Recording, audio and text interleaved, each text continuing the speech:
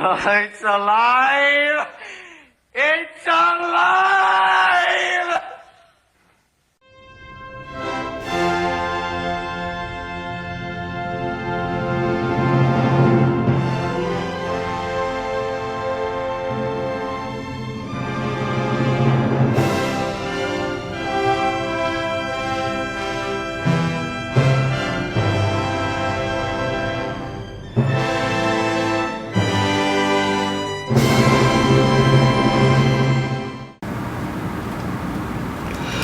Greetings, Patriots! Jim from O'Mell here with another episode of Lights Alive, and I hope you are today.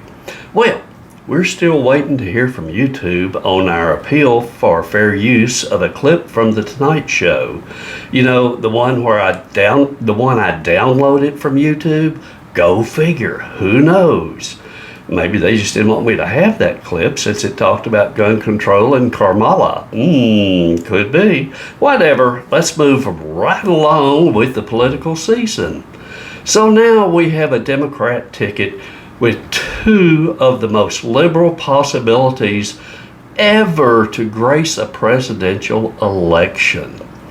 This 2024 election, given the Democratic candidates, reminds me of the 1972 presidential election, pitting Nixon against George McGovern.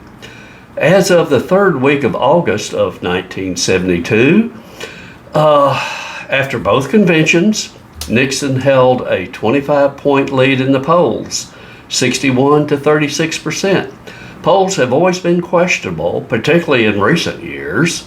Generally depends on which media outlet is providing the information that we have to all agree on. However, in the 1972 election, the final numbers had Nixon soundly defeating McGovern by 61 to 38%. Not much of a bump for McGovern.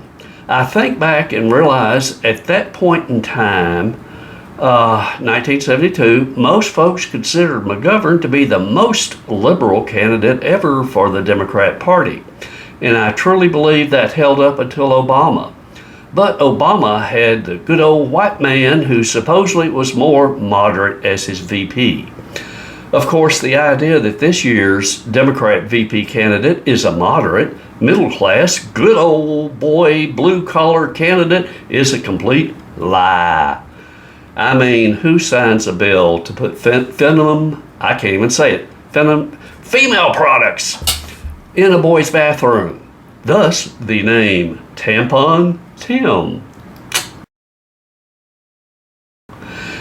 Who encourages the mutilation of children with horrible transgender legislation? Who allowed the largest city in Minnesota to burn for 2 days before bringing in the National Guard?